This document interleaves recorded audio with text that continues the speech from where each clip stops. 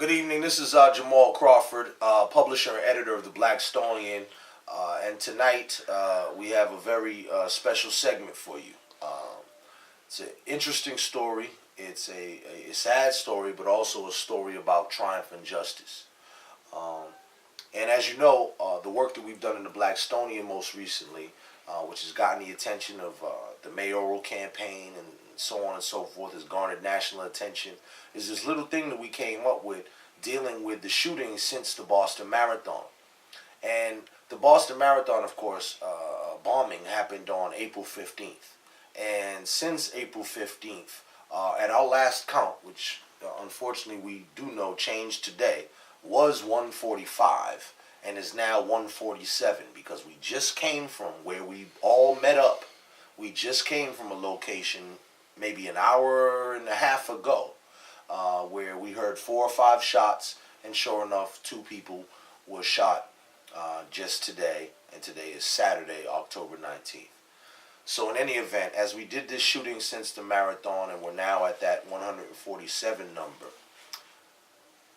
the 117th shooting in that time unfortunately occurred with my brother Ahmir Lee. And it's sad, but it's triumphant that we are here right now with his mother, Sister Patti Lee, and she will tell us a little bit about what happened, what's happened since, and what we need to see happen in the future. So, Sister Patti Lee.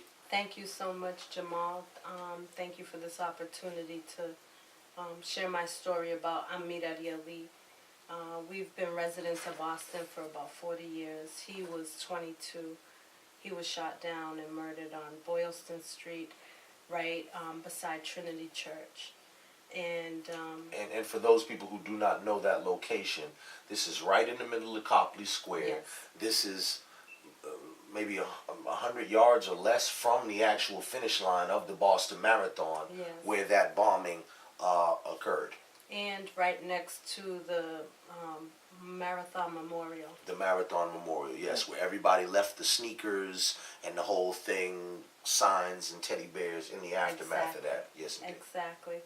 And so I found out that my son was murdered, and it was like an ordeal just to go to the hospital, to be able to see him. They didn't want me to see him, although they did tell me that he may have been shot and that I needed to identify the body. And this was hospital personnel? This was hospital, yes. Okay.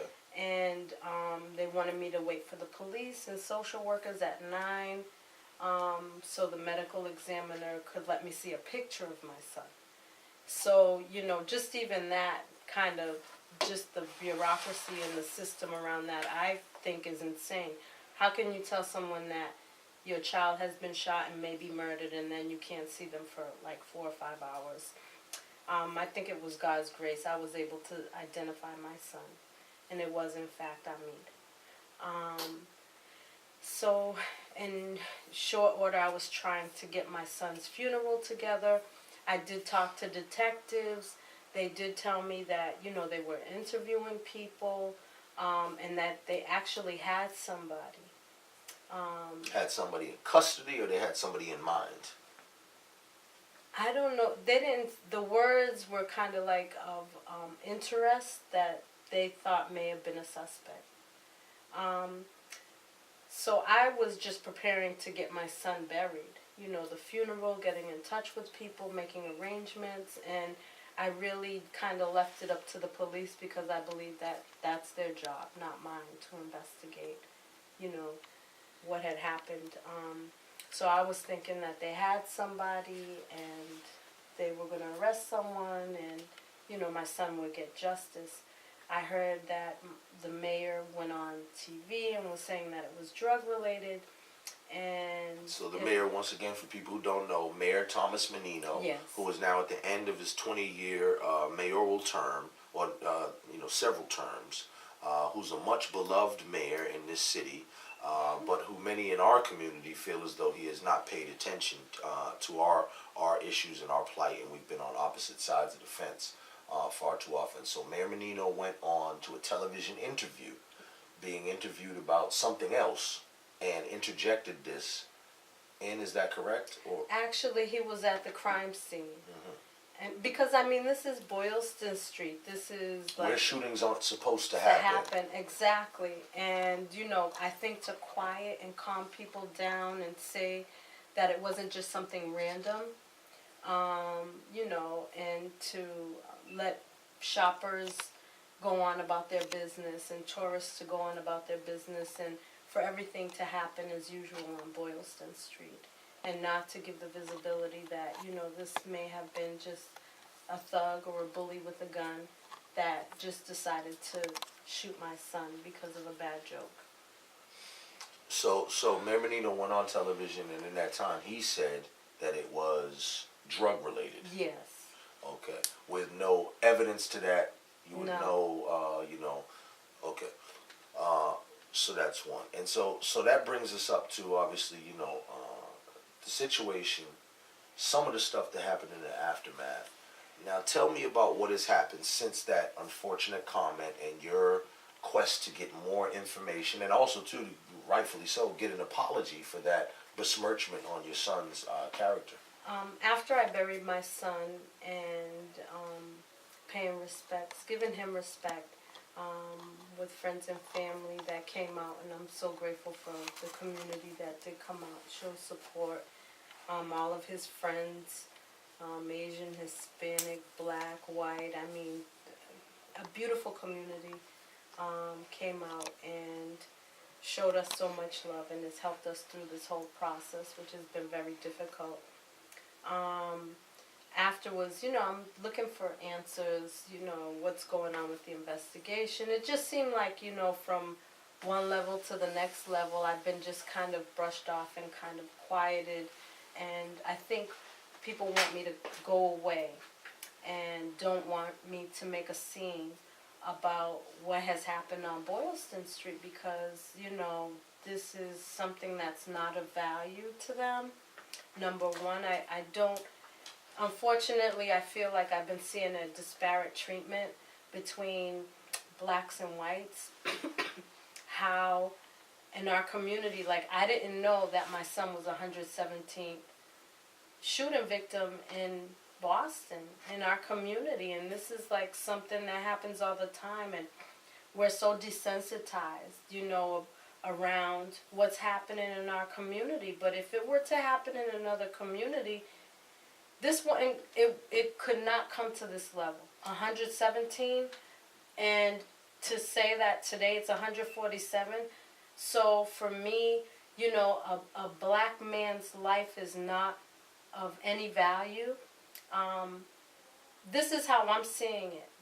And, you know, I've felt kind of like brushed to the side, where, you know, it's like this is what happens in Boston, and kind of, you know, it's unfortunate, but this is how it is. And that, you know, when we came up with this whole concept of doing an examination between, you know, the marathon victims and the shootings that we experience far too often in our community, that was kind of the impetus, and the main point of it was just the devaluation of black and brown life. But if something happens to one white person, as in the case of Amy Lord or the kidnapping cases that we see around the country, it's like whole depresses, everybody's attention is focused on it. Marathon bombing, everything's attention focuses on it. But in our communities, we don't get the focus. Now, out of these now 147, the thing that's special about your particular case is the fact that when we've been trying to show that disparity of how regular victims of violence are, because that's what we are. Our victims of violence are just regular, and you people should kind of just get used to it's normal for you, as opposed to the extra special abnormal cases like those are the anomalies, those are the outrages and whatnot. But the fact that this happened a stone's throw away from the site, the very site, and across the street from the memorial, I think that tells the story better than anything can. And it's unfortunate that you're going through this, and it's unfortunate that so many other mothers are going through this. Burrell Ramsey's mother going through a similar thing. She's also been stonewalled, and they were friends, of course. And why were they friends? Because unlike some of that stuff that that I saw and the conjecture around it, kind of like, well, what was he doing in that neighborhood anyway? Because people don't know that the South End has a long history of black families that live in the South End. Yours being one of them, Burrell Ramsey's family being another, Mel King, people like that. It's a tight-knit community there, and him being in Copley was his neighborhood. Backyard. Exactly. His backyard, and you know, it's just really sad, and for me to be the one where this has come to my door, and it's come to my doorstep, and the grief and the bereavement where, you know, it just feels like something's being torn on the inside of you. And I just think of 117, well, at this time, today, 147 people that have been ripped out of our lives. You know, I mean, this is not a story, you know, this is not the news, this is my son, this is my child that I brought here, you know, by God's grace, you know, and who is somebody like a murderer to just come in our community and just freely take, you know, as if they were God, you know, and it just saddens me that, you know, they say that this is Boston strong, and I just feel so grieved inside myself where, you know, there is an inequity in value in life, like who deserves to live and who deserves to die, and, you know, does our community deserve to have our children ripped out of our lives? You know, does my granddaughter, do they deserve to grow up without a father? You know, and I think about those mothers, you know, they're so depressed, the fathers that can't get out of the bed, you know, or maybe they're doped up, or maybe, you know, people say you need therapy, or maybe people say you need some Valium, but I know that I'm made in God's image and His likeness, and all of these feelings, like, this is not right, and until my last breath, I will not stop making noise. You know, not only for my son, but for all of those mothers, for our community, because it's not right for any of our children, be them black, white, whatever you are.